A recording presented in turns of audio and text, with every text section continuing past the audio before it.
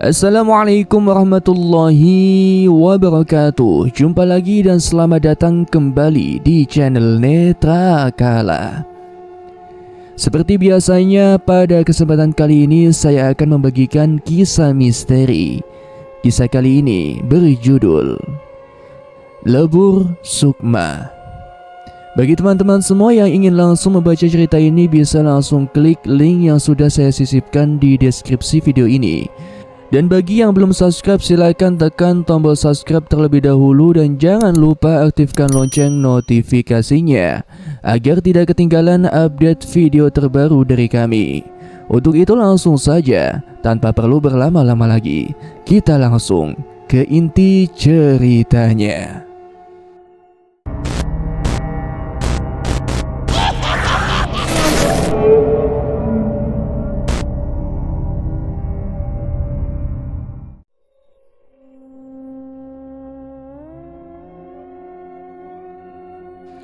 Punggung Hamdan menubruk Buffet dengan kencang sekali.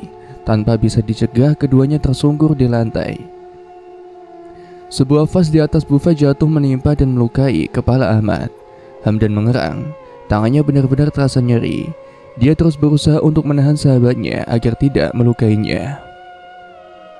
"Mat, sadar!" teriak Hamdan. Bukan berhenti, Ahmad justru menyeringai penuh kebencian.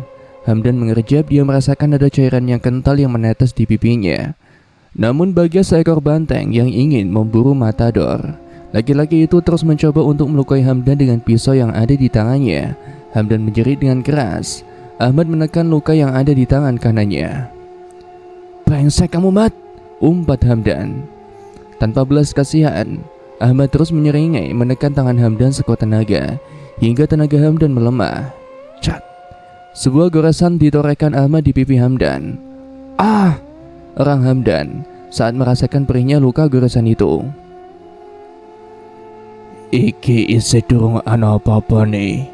Menungso sing melu nyampuri urusanku bakal tak pateni alon-alon supaya mangerteni rasane disiksa ing uripe." Ahmad meracau, liurnya menetes di wajah Hamdan. "Sialan, apa salahku?" Hamdan mencerca kesal. Tangannya tetap berusaha sekuat tenaga menahan Ahmad yang masih mengarahkan pisau di tangannya. "Kowe mung mlebu bangunan iki wewe salah," jawab Ahmad dengan tawa tergelak. Hamdan hanya memiliki kesempatan sekejap. Dengan segera ia mendorong Ahmad sekuat tenaganya. Bruk! Ahmad tersungkur. Hamdan lekas mencoba berdiri, melangkah menjauhi orang gila di depannya itu. Jalannya terseok-seok, kepalanya begitu berat karena efek dari benturan benda keras tadi.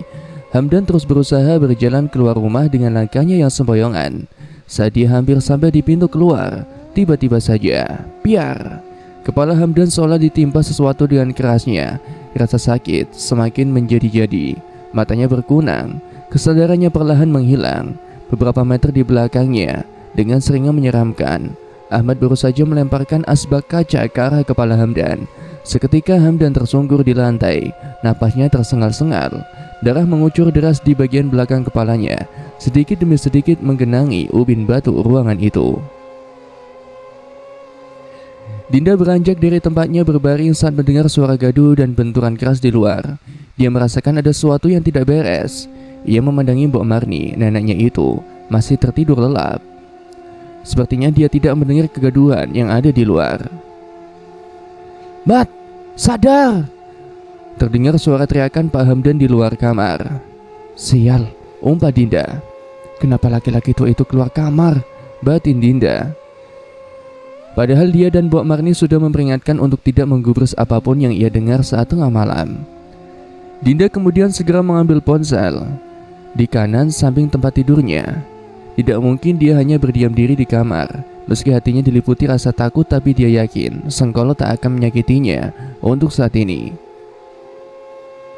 Perlahan Dinda membuka pintu kamarnya, mengamati sekeliling dan tak mendapati seorang pun, hanya barang-barang yang sudah berantakan di lantai. Berulang kali dia berusaha menekan saklar, akan tetapi lampu yang berada di ruang keluarga itu tak segera menyala. Dinda berbalik, sempat berniat membangunkan Mbok Marni, tapi ingat jika neneknya itu masih terlelap nyenyak. Maka ia urungkan. kemudian kembali melangkah keluar. Berjalan berhati-hati serta menajamkan indera penglihatannya.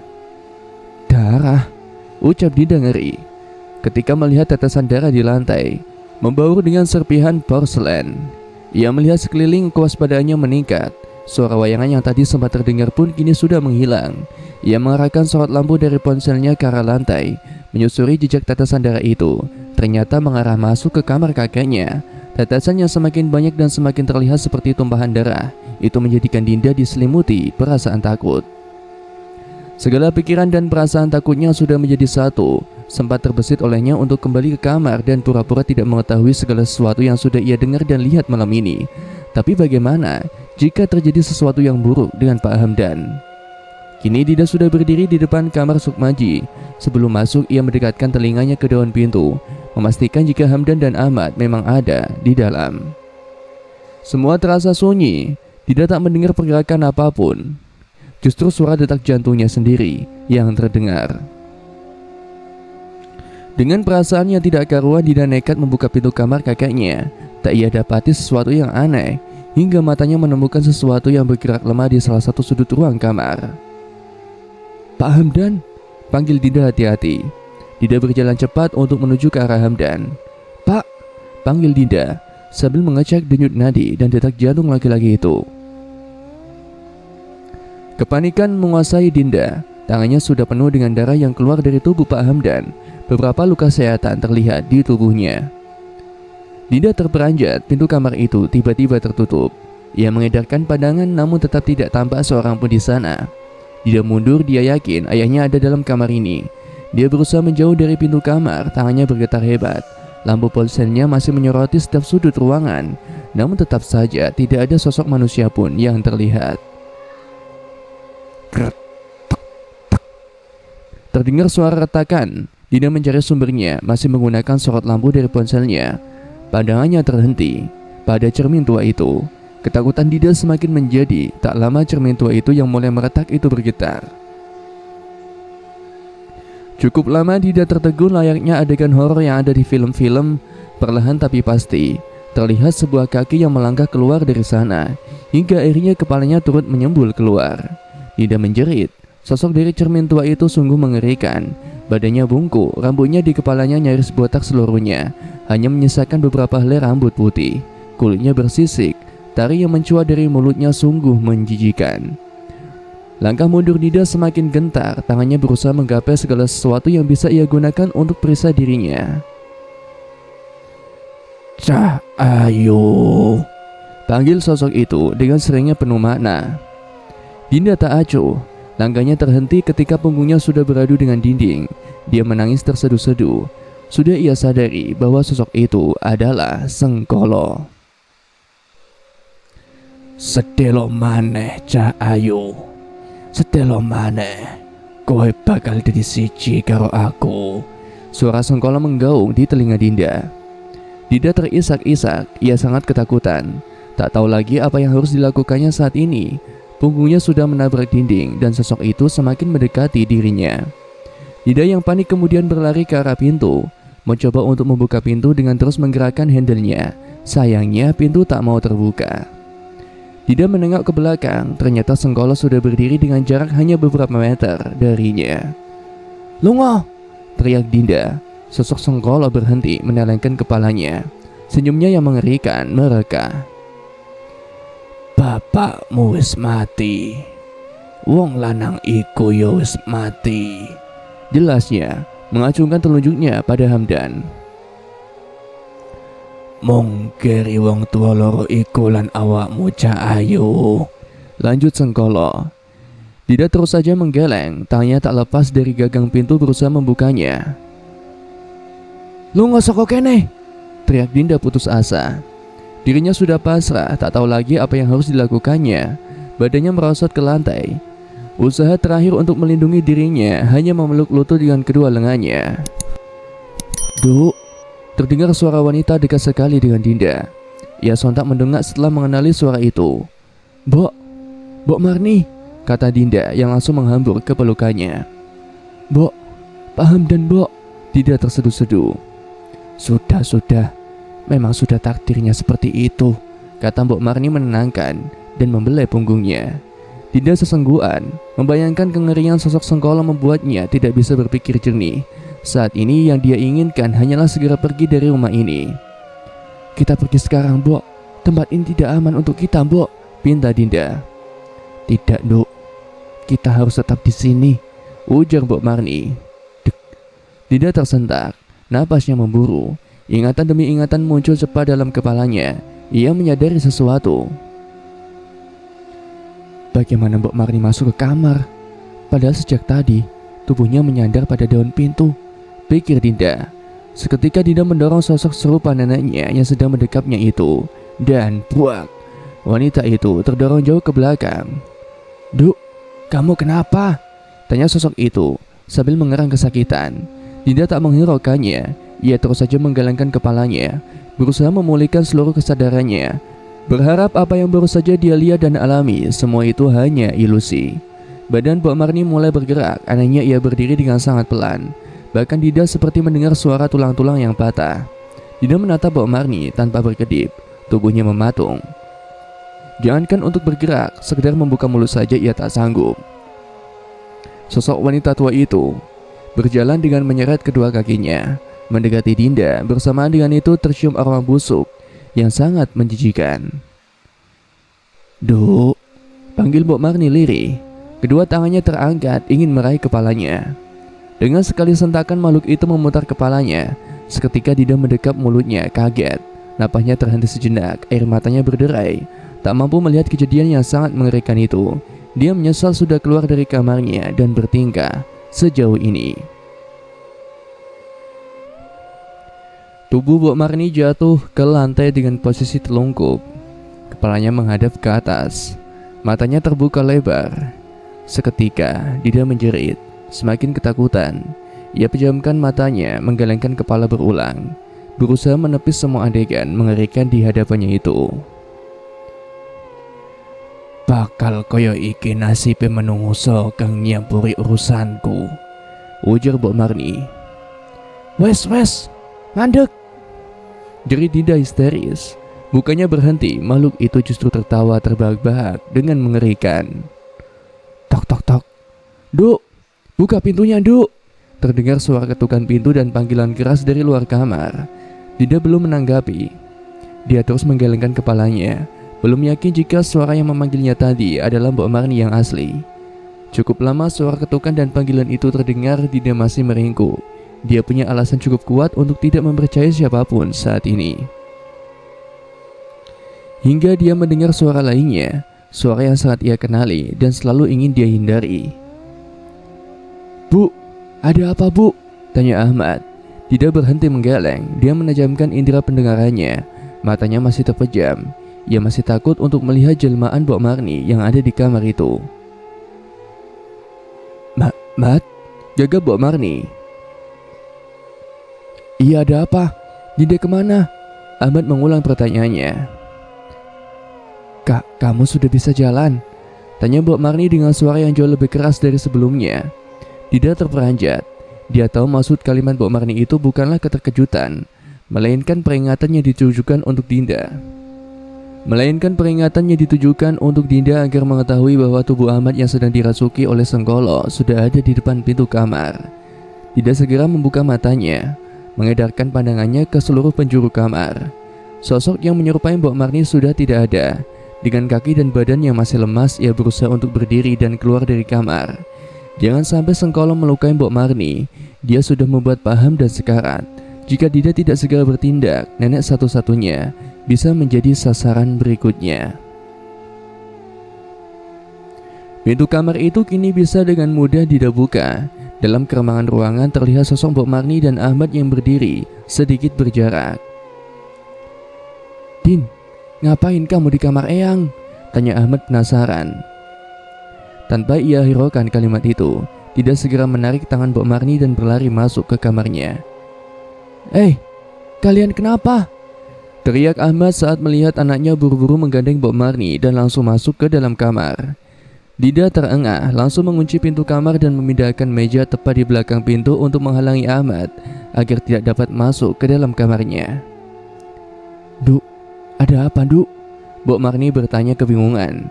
Dinda menggeleng. Dia masih mencari benda-benda agar bisa menambah beban untuk menghalangi pintu agar tidak bisa dibuka. Melihat sikap aneh Dinda, Mbok Marni langsung menariknya ke dalam dekapan.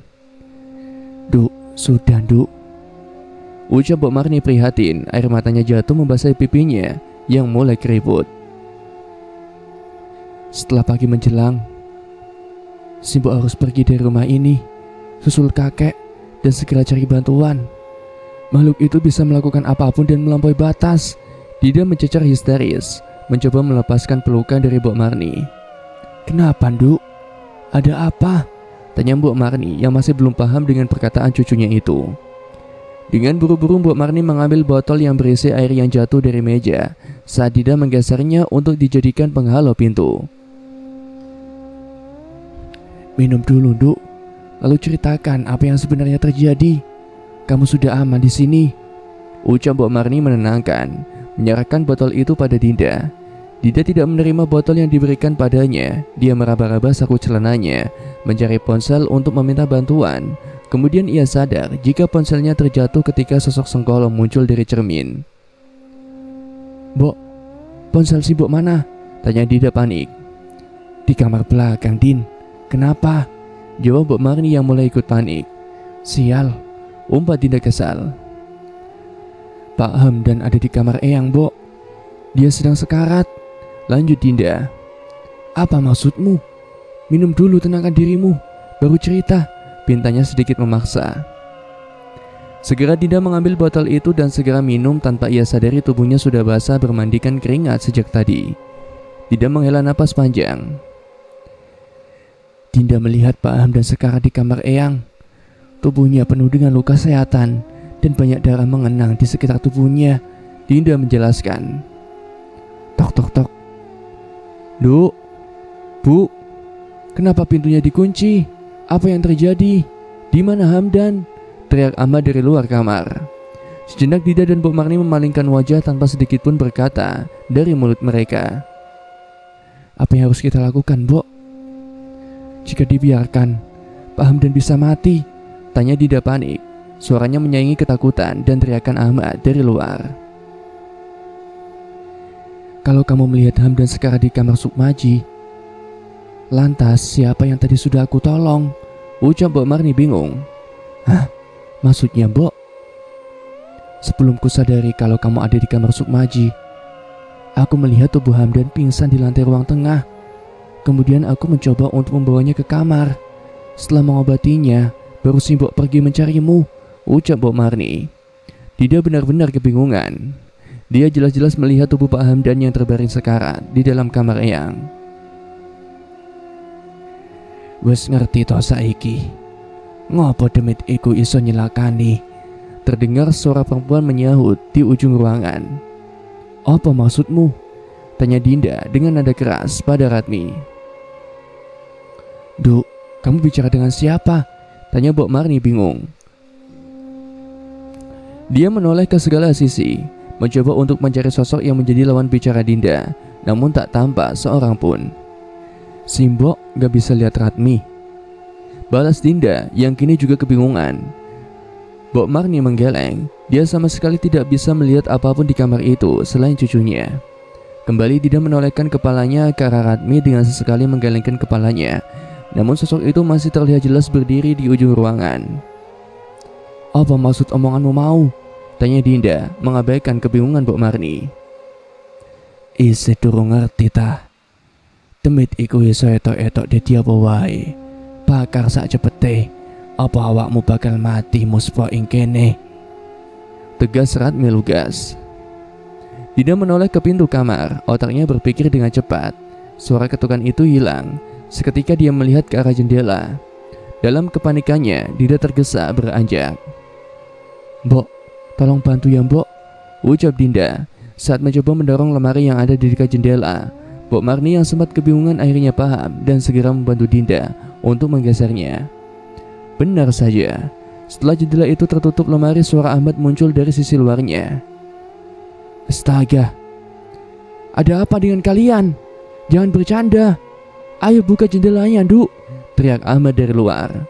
Dinda menghela napas panjang. segera merebahkan tubuhnya di lantai, sementara Mbok Marni segera bersimpuh di sampingnya. "Apa yang sebenarnya kamu ketahui, Nduk?" tanya Mbok Marni penasaran. "Waktu kita tidak banyak, Mbok. Sekarang Dinda sudah tidak bisa membedakan mana Sengkolo mana ayah yang sesungguhnya. Ataukah memang tubuh ayah sudah dikuasai sepenuhnya oleh Sengkolo dan sebenarnya ayah sudah meninggal?" ucap Dinda menghapus air matanya. "Istighfar, Nduk, tenangkan dirimu," bujuk Mbok Marni. Dinda mengikuti saran itu, mulutnya terus melantunkan kalimat istighfar. "Mbok, dengarkan Dinda, Mbok," ucap Dinda serius, memandang bola mata coklat wanita itu yang mirip dengan miliknya. "Setelah pagi datang, Simbok susul kakek ia ke Lembah Pati. Tidak, sekali ini saja, tolong dengarkan Dinda, Mbok," bujuk Dinda saat melihat Mbok Marni yang berusaha untuk memotong ucapannya. "Sengkolo itu tak akan mencelakai Dinda. Orang-orang di sekitar Dinda lah yang menjadi incarannya. Dinda mohon, Mbok, lakukan apa yang Dinda minta ya. Pagi nanti, susul dan temui kakek. Lantas bakarlah sosok itu segera," kata Dinda. Mbok Marni menggeleng, air matanya jatuh berderai. "Duk, bagaimana mungkin Simbok meninggalkanmu sendirian?" ucapnya menangis terseduh-seduh. "Nyawa Simbok itu dalam bahaya, bukan nyawa Dinda. Masih ada waktu beberapa hari sebelum malam Selasa Kliwon," ujar Dinda terus memohon. "Tapi Nduk, bagaimana dengan Hamdan dan Ahmad?" tanya Mbok Marni masih mencoba untuk bertahan dengan beragam alasan. "Itu urusan Dinda, Mbok. Jika Simbok memang menyayangi Dinda, segera pergi ke Lembah Pati esok pagi," desak Dinda. Mbok Marni memejamkan matanya, berusaha memantapkan hatinya meskipun tahu bahwa keputusan ini sungguh berat. Namun keselamatan semua orang pun tergantung dengan hasil yang dibawa oleh suaminya. "Mbok, masih ada Ratmi kan yang bisa menjaga Dinda," kata Dinda berusaha meyakinkan, sebab ia paham dengan keraguan Mbok Marni untuk pergi itu penuh dengan pertimbangan. Dan ia pun tahu jika yang baru saja disampaikan pada Mbok Marni bukanlah suatu hal yang pasti kebenarannya. "Baiklah, Nduk. Setelah pagi menjelang Simbok akan segera pergi ke Lembah Pati. Janji sama Simbok ya, untuk tetap bertahan sebelum Simbok dan Pak Kusna pulang," ucap Mbok Marni penuh haru. Dinda pun mengangguk. Segera ia memeluk erat Mbok Marni, meluapkan seluruh perasaannya. Sudah sejak lama dia memimpikan untuk bertemu dengan anggota keluarganya. Mungkin dengan begini bisa membuat hati serta jiwanya jauh lebih tenang dan tentram jika memang kematian sedang dalam perjalanan menghampiri dirinya. Sama halnya seperti malam kemarin, Dinda dan Mbok Marni terjaga. Baru setelah azan subuh berkumandang, mereka bergegas keluar kamar untuk mengambil keperluan yang akan dipakai olehnya. "Mbok, pelan-pelan," ucap Dinda lirih saat menggeser meja yang menghalangi pintu. "Sebenarnya Din, tadi malam Simbok mau tanya sama kamu," kata Mbok Marni. "Kenapa, Mbok?" "Bukannya kalau demit itu bisa nembus dinding ya? Kenapa mesti kita tutup pintu dan jendela kamar dengan meja dan lemari?" tanya Mbok Marni kebingungan. Dinda menghela napas. "Kalau Sengkolo merasuki ayah, apa dia bisa menembus dinding, Mbok? Lebih baik berjaga-jagalah daripada ada yang terluka lagi," jelas Dinda. Mbok Marni menganggukkan kepala. Dia baru saja menyadari kalau ucapan Dinda ada benarnya. Lantas dia kembali membantu cucunya untuk menggeser meja. "Pelan-pelan, Mbok. Jangan sampai ayah tahu kalau Simbok mau pergi," ucap Dinda memperingatkan sambil membuka pintu kamarnya. Dinda melongokkan kepalanya keluar kamar. Suasana di ruang keluarga masih sama seperti semalam. Banyak barang yang berserakan di lantai. Bahkan Dinda melihat ada noda darah yang mengering pada serpihan porselen. Dirasa aman, Dinda meminta Mbok Marni untuk mengikutinya. Mereka berjalan dengan berjingkat, takut keberadaannya diketahui oleh Ahmad. "Terus Din," kata Mbok Marni saat dia berhenti dan memperhatikan dapur yang berantakan. Dinda mengangguk. Dia langsung membuka pintu kaca yang menghubungkan dapur dengan taman belakang. Segera mereka berlari ke arah pavilion. Sampainya di sana Dinda sedikit panik. Kepalanya tak henti-hentinya menoleh ke arah Mbok Marni dan pintu dapur rumahnya. "Mbok, Cepetan, ucap Dinda panik saat melihat Mbok Marni kesulitan untuk membuka pintu. Sebentar, senggalnya. Butuh beberapa waktu bagi Mbok Marni untuk bisa membuka pintu tua itu. Nah, ayo Din, ucapnya yang langsung masuk ke dalam kamar. Dinda yang belum pernah masuk ke ruangan ini segera mengedarkan pandangannya semua nampak bersih dan wangi.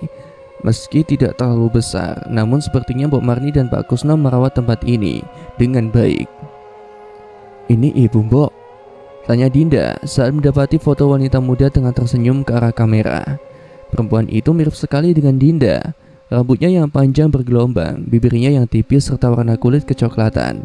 Mungkin jika disejajarkan tingginya pun tidak jauh berbeda. Iya, itu Ajeng sebelum menikah dengan Ahmad, ucap Mbok Marni dari arah almari pakaian. Din, panggil Mbok Marni. Dinda menoleh. Dilihatnya Mbok Marni sudah duduk di pinggiran ranjang. Kenapa Mbok? Tanya Dinda. Beberapa saat Mbok Marni diam, menatap Dinda lekat-lekat. Kemudian dia bergerak dan memeluk cucunya dengan erat. Tangis wanita itu pecah. Maaf Duk, maaf, ucap Mbok Marni berulang kali, merasa bersalah karena dirinya tidak mampu menjaga Dinda dengan baik. Mbok, dengarkan Dinda. Makhluk itu tidak akan melukai Dinda. Justru kalau Simbok tidak pergi, dia yang akan melukai Simbok, kata Dinda, menatap mata manik-manik milik Simbok Marni. Mbok Marni sesenggukan, kepalanya terus mengangguk. Butuh beberapa waktu lagi Dinda untuk meyakinkan neneknya itu. Hingga saat sudah tenang, Mbok Marni beranjak untuk menuju ke arah almarinya. Ambil ini, ucap Mbok Marni sambil menyerahkan kotak kayu seukuran telapak tangan. Apa ini Mbok? Tanya Dinda. Bukalah, jawabnya. Dinda menerima kotak itu. Bentuknya unik dengan banyak ukiran di sisinya. Ajeng, ucap Dinda saat melihat nama yang tertoreh di samping penutup kotak. Itu milik ibumu, sekarang jadi milikmu. Dahulu, Ajeng menitipkan pada Simbok sebelum dia meninggal, ucap Mbok Marni dengan suara bergetar. Dinda membuka kotak kayu itu. Di dalamnya ada dua benda, kalung dan pisau lipat. Tanya Dinda keheranan. Kalung itu milik ibumu, sedangkan pisau itu milik kakekmu, ucap Mbok Marni. Dinda memperhatikan kalung milik ibunya. Begitu cantik, dengan bandul besi yang unik. Setelah puas memandangi kalung itu, dia langsung memakainya. Kemudian mengambil pisau lipat milik kakeknya. Diangkatnya pisau itu setinggi mata. Bentuknya unik, di bagian pegangannya juga banyak ukiran. Lalu saat Dinda mencoba untuk membuka lipatannya, mata pisau itu juga terlihat tajam.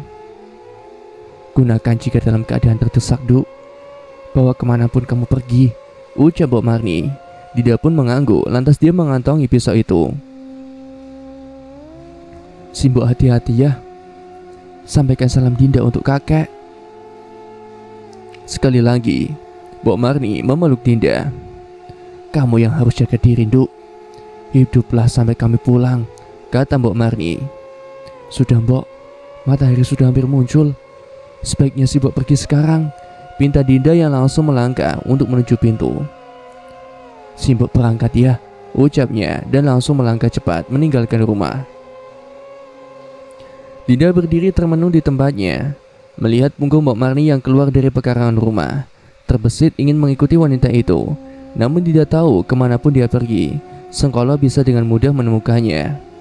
Selepas beberapa saat ia kembali berjalan ke arah rumah. Ketika melewati kebun mawar yang selama ini dirawat oleh Pak Kusno, Dinda kembali terhenti. Dilihatnya lekat-lekat taman itu. Kenapa layu semua? Ucap Dinda lirih. Saat mendapati semua tanaman mawar yang ada di sana sudah mati, pikiran Dinda tersapu angin. Hatinya tiba-tiba saja merasa tidak enak. Ia teringat dengan kata Pak Kusno. Apakah kakeknya itu sudah tahu bagaimana cara membakar Sengkolo? Tersadar dari lamunannya, Dinda segera beranjak. Niatannya tadi ingin mencari keberadaan Pak Hamdan. Semoga laki-laki itu baik-baik saja. Ia kemudian mempercepat langkahnya. Saat sudah berada dalam rumah, Dinda langsung mengecek satu persatu kamar, terkecuali kamar milik Ahmad dan juga Sukmaji. Dia yakin kalau Pak Hamdan tidak akan berada di kamar itu. Toh terlalu beresiko bagi Dinda jika dia nekat bertemu dengan Ahmad sebagi ini. Hingga saat Dinda membuka salah satu kamar tamu, tubuhnya berhenti. Dia melihat ayahnya sedang tertidur di samping Pak Hamdan dengan posisi terduduk. Perlahan ia masuk ke dalam kamar. Langkahnya ia pelankan, sebisa mungkin tidak membuat suara. Tujuannya hanya satu, memastikan kalau Pak Hamdan baik-baik saja. Setelah itu ia akan kembali ke kamar dan menunggu sampai matahari benar-benar muncul dari pembaringan. Saat sudah sampai di pinggiran ranjang, Dinda melihat kalau Pak Hamdan sudah diobati. Di sampingnya tempat tidurnya juga ada beberapa peralatan medis. Ada kelegaan yang timbul di dalam hati Dinda. Setidaknya laki-laki itu masih hidup.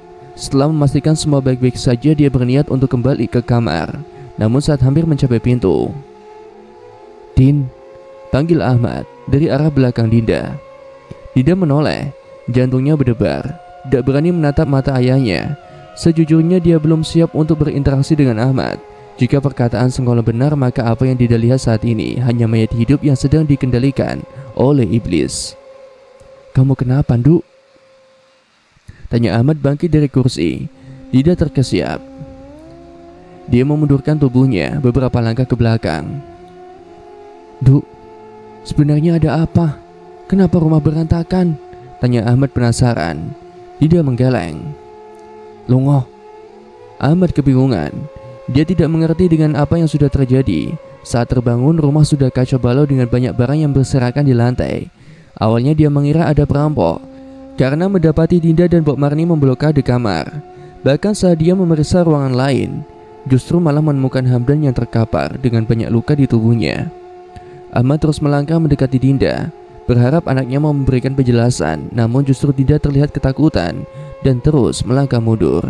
Merasa jengkel dengan perilaku anaknya yang aneh, Ahmad menarik lengan Dinda dan langsung memeluknya dengan erat. Kaget dengan perlakuan Ahmad, Dinda memberontak dengan hebat. "Apa pengenmu? Rasuk dia aku jadi bojomu," jerit Dinda. "Duk, sadar Duk, sadar," ucap Ahmad semakin mengeratkan pelukannya. Dinda terisak. Dia benar-benar ketakutan dengan manusia yang ada di depannya. Dia tidak bisa membedakan mana Ahmad yang asli dan mana yang dirasuki oleh Sengkolo. "Duk, kamu kenapa, Duk?" "Ini ayah," ucap Ahmad sambil menangkupkan kedua tangannya ke pipi Dinda. Dinda terus memberontak. Bahkan tenaganya jauh lebih kuat. Ahmad yang kebingungan dengan kelakuan anaknya itu mulai tidak bisa mengendalikan emosi. "Duk, ada apa?" teriak Ahmad kencang. Seketika Dinda berhenti. Matanya menatap Ahmad lekat-lekat. "Benar ini ayah?" tanya Dinda memastikan. "Apa maksudmu? Tolong jangan buat ayah bingung," jawab Ahmad. Dinda tidak menjawab pertanyaan Ahmad. Di kepalanya masih banyak hal yang ingin ia ketahui. Kejadian semalam membuatnya sadar kalau Sengkolo memiliki tipu daya yang mematikan. "Sejak kapan ayah bisa berjalan?" tanya Dinda. "Ayah sendiri juga tidak tahu. Semalam saat terbangun tiba-tiba saja kaki ayah sudah bisa digerakkan," ucap Ahmad. Dinda tidak langsung percaya dengan ucapan ayahnya. "Buktikan kalau ini ayah," ucap Dinda mengeluarkan pisau lipatnya dan mengacungkan pada Ahmad. Ahmad mengerjap, mundur beberapa langkah menjauh Dinda. "Apa yang kamu lakukan, Duk?" tanya Ahmad kaget. Lalu mereka berdua beradu pandang. "Tolong, jelaskan apa yang sudah terjadi," pinta Ahmad. Dinda masih menodongkan pisaunya ke arah Ahmad. Dia punya alasan untuk tidak mempercayai siapapun saat ini. "Beberapa malam ini ayah dirasuki oleh Sengkolo. Ayah mengamuk, membuat rumah berantakan. Ayahlah yang membuat Hamdan jadi seperti itu," kata Dinda parau sambil menunjuk ke arah Hamdan. Ahmad menggeleng. Dia tidak mengerti. Ingatan terakhir yang dia ingat saat mereka berempat masih berada di taman belakang ketika memanggil Ratmi. "Apa yang sudah ayah lakukan dengan Pak Hamdan?" tanya Dinda lantang. "Maksudmu?" kata Ahmad kebingungan. "Kenapa Ratmi tidak menjaga ayah lagi? Apa yang sudah ayah lakukan bersama Hamdan?" tanya Dinda sekali lagi. Dia sudah tidak tahan untuk menyembunyikan ini semua dari Ahmad. Ahmad termenung. Tatapannya menjadi sendu. "Duk, ayah tidak tahu kalau tetemit wanita itu ternyata yang menjaga ayah," ratap Ahmad. "Sekarang sudah tahu kan kenapa Sengkolo bisa merasuki ayah? Karena kebodohan ayah sendiri dan orang itu," ucap Dinda dengan suara meninggi. Jadi karena itu, semalam kamu dan Mbok Marni mengurung diri di kamar? Tanya Ahmad. Dinda mengangguk. Matanya terus menatap Ahmad. Dia tidak tahu sampai kapan Sengkolo membiarkan ayahnya bisa bergerak bebas. Mbok Marni kemana? Tanya Ahmad setelah lama diam. Dinda menggeleng. Ayah tidak perlu tahu di mana Mbok Marni. Lebih baik sekarang ayah ke kamar. Biar Dinda yang merawat Pak Hamdan. Jangan sampai melukai orang lain lagi, kata Dinda. Ahmad ingin memberontak, tangannya terkepal kuat. Dia tahu kalau Dinda takut jika Sengkolo kembali menguasai tubuhnya. Tanpa menjawab, Ahmad langsung beranjak meninggalkan kamar. Dinda terlonjak. Dia mendengar ada pintu yang dibanting dengan keras. Hatinya terasa perih. Dia tidak bermaksud untuk membuat ayahnya sakit hati. Semilir angin menerpa wajah Dinda. Saat ini ia tengah duduk di taman belakang, ditemani sebatang rokok.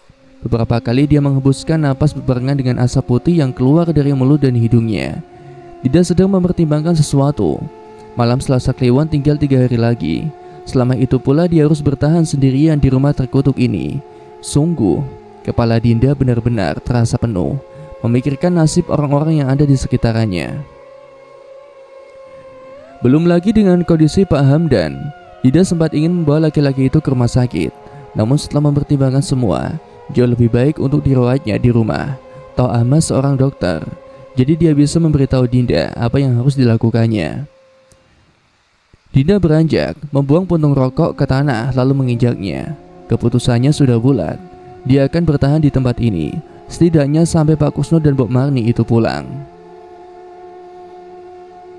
Sementara itu, Lembah Pati, Desa Seruni. Senja sudah menunjukkan dirinya. Sepuhan warna emas menembus rapatnya pepohonan yang ada di Lembah Pati. Terlihat seorang laki-laki tengah duduk di atas bonggol pohon besar. Suasana di sekitarnya begitu tamaram, dengan banyak pohon yang sudah ditubuhi lumut serta semak belukar yang cukup tinggi, seolah-olah tempat itu tidak pernah dijangkau oleh manusia. Tidak ada ketakutan dalam hatinya. Dia pernah ke tempat ini beberapa puluh tahun yang lalu. Namun seolah alam tubuh begitu cepat, membuat semuanya terasa berbeda. Sial, umpat Pak Kusno. Hatinya dirundung kekesalan. Seharusnya dia sudah sampai ke tempat yang dituju beberapa jam yang lalu. Namun sepertinya ada yang sedang mempermainkannya. Ditariknya bungkusan rokok yang ada di kantung celana, lalu mengambil sebatang kemudian membakarnya. Benda putih itu ia hisap dalam-dalam. Kepulan asap rokok terlihat keluar dari sela bibir dan lubang hidungnya. Pak Kusno berharap dengan merokok akan sedikit meredakan emosi dan mencerdikkan pikirannya. Bayangkan saja, sudah 5 kali dia berputar-putar di tempat ini. Tiap kali dia memilih jalan yang berbeda, selalu saja muncul kembali di pohon besar ini. Kepalanya mendongak, melihat ujung pohon yang tertimpa cahaya senja. Hatinya terkesiap. Kalau malam ini dia tidak menemukan gua itu, nyawa orang-orang yang dia sayangi bisa hilang kapan saja.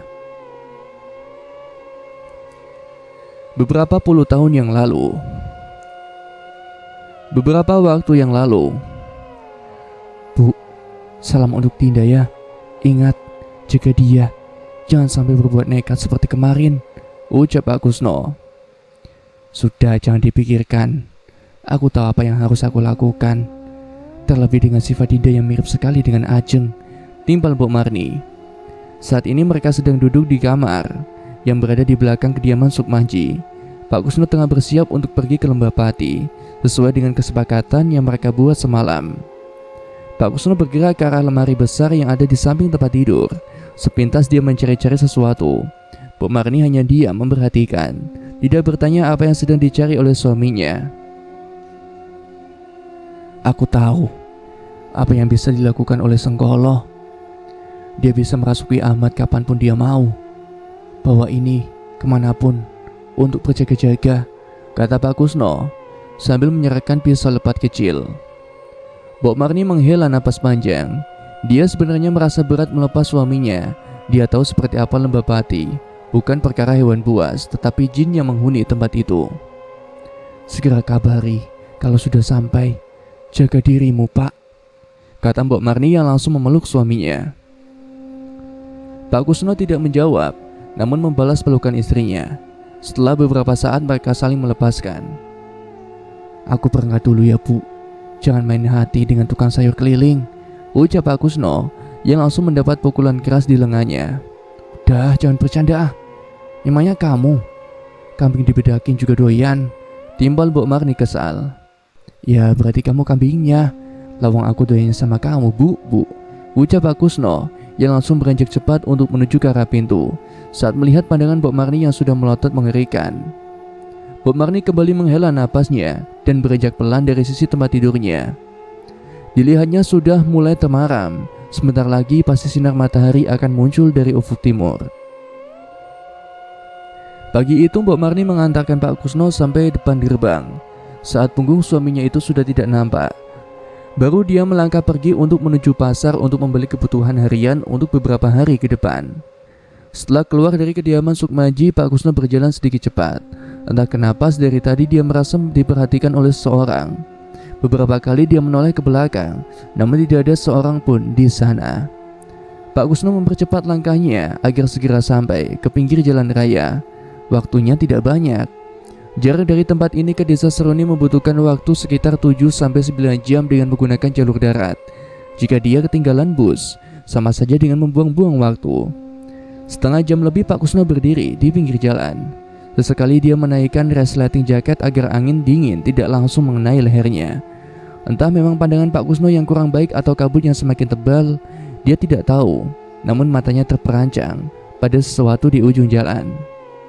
Lama Pak Kusno memperhatikan sosok yang berdiri menatapnya ke arahnya. Dia kira itu adalah tetangganya yang sedang berolahraga. Hingga saat Pak Kusno berkedip, sosok itu sudah menghilang. Hati Pak Kusno mencelos. Dia menyadari sesuatu. "Waktumu ora akeh," ucap suara tepat di belakangnya. "Asuh," umpat Pak Kusno yang kaget sampai jatuh terjengkang ke jalan beraspal. "Ngopo kowe ning kene?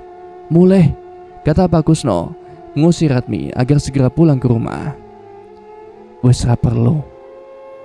Bocah lanang kae karo koncone gawe aku ucul saka iketan Sukmaji," kata Ratmi pelan dengan kepala menunduk. "Apa maksudmu? Siapa sing ngudari?" kata Pak Kusno kebingungan. "Hamdan," kata Ratmi seketika menghilang dari pandangan. Pak Kusno mengumpat, bagaimana mungkin anak goblok itu bisa berbuat demikian? Kenapa dia sok tahu dan menghilangkan Ratmi dari ikatan keluarga Sukmaji? Semua sudah terjawab sekarang. Kenapa Sengkolo bisa merasuki tubuh Ahmad? Sejenak Pak Kusno ingin kembali ke rumah karena dia tahu tanpa keberadaan Ratmi, Sengkolo bisa dengan bebas keluar masuk dari tempat persembunyiannya. Namun setelah dipikir ulang kali, jauh lebih penting untuk mengakhiri semua ini secepatnya. Maka Pak Kusno tetap melanjutkan perjalanannya untuk menuju ke Lembah Pati. Beberapa jam berlalu, kini Pak Kusno berada dalam bus yang mengantarkannya untuk menuju desa Seruni. Tidak banyak yang ia lakukan, hanya sesekali mengisi perut dengan roti dan pergi ke kamar mandi. Hatinya masih tidak tenang. Beberapa kali Pak Kusno mencoba untuk memberikan kabar dan bertanya bagaimana keadaan rumah, namun tidak ada jawaban sama sekali. "Pak, di depan berhenti ya," kata Pak Kusno pada Kenet yang berdiri tidak jauh dari tempat duduknya. "Beneran Pak, berhenti di sini? Tidak ada lanjutan lagi loh," ucap si Kenet kebingungan. "Udah, bukan urusan kamu saya mau turun di mana," kata Pak Kusno sewot. Merasa kesal dengan ucapan Pak Kusno, si Kenet langsung minta sopir untuk menurunkan laki-laki tua itu di pinggir jalan. Setelah turun dari bus, Pak Kusno memperhatikan sekitarannya. Sejauh mata memandang, tidak melihat satupun pemukiman. Bahkan kendaraan yang lewat hanya segelintir. Warung makan pun hanya beberapa. Itu pun jaraknya berjauhan. Pak Kusno melihat sekeliling. Seingatnya jalan masuk ke desa Seruni ada di sekitar sini. Namun yang nampak hanya pepohonan tinggi dengan semak belukar yang rapat. Beberapa kali Pak Kusno berjalan mondar-mandir mencari jalan masuk untuk menuju desa Seruni. Namun tetap saja dia tidak menemukannya di pikirannya saat ini. Dia takut jika salah turun dan sialnya lagi tidak ada bus yang akan lewat sampai esok hari. Terpaksa Pak Kusno berjalan untuk menuju ke salah satu warung makan. Mungkin di sana dia bisa mendapatkan tumpangan atau tukang ojek.